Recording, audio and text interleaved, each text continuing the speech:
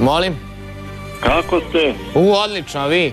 Hvala na pitanju, dobro. Interesuje me viza. 1.4. nisam gledao karta koja sam. 1.4.68. sam rođen. Ček da vas nađem, ovo sam ja pravio 1.4. Samo da vidimo. To je car karta. Dobro, pitanje? Ma predao sam za vizu, interesuje me viza. Šta je, kako je? Sad ću da vidim. Joj, pa od kad ste predali vi? Ima malo duže vremena. Pa što niste se javili ranije? Pa jer ne mogu da dobijem nikako.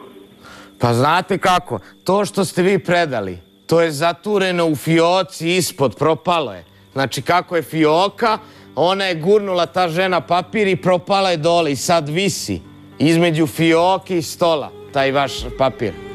Sutra pod hitno idite i da nađu taj papir, jeste čuli? Ma ja angažujem to, stalno sam kod advokata angažujem za to stalno, ali nekako ne ide. Pa zaturili su papir, shvatate gospodine. To što ste predali je zatureno. Između stola i fioke stoji. Ja, a ima li šanse da se dobije? Koja je šansa za dobivanje vize i koji period? Pa dobijate odmah, idite sutra, tražite taj papir i dobijate odmah vizu. To je neka žena primila. Ja? Pa da, debela jedna. Ona je to zaturila.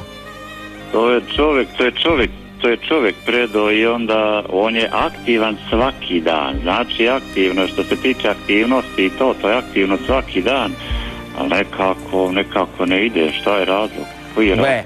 Morate vi da odete. Znači vaša energija da ode. Ali ja nisam u mogućnosti da odem.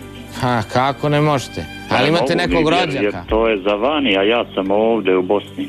Ali imate nekog rođaka, nekog drugog? Ima, taj rođak upravo ide, on angažuje se svaki dan, se angažuje za to i on je predavao, ali nekako... Ali ima vašu sliku on?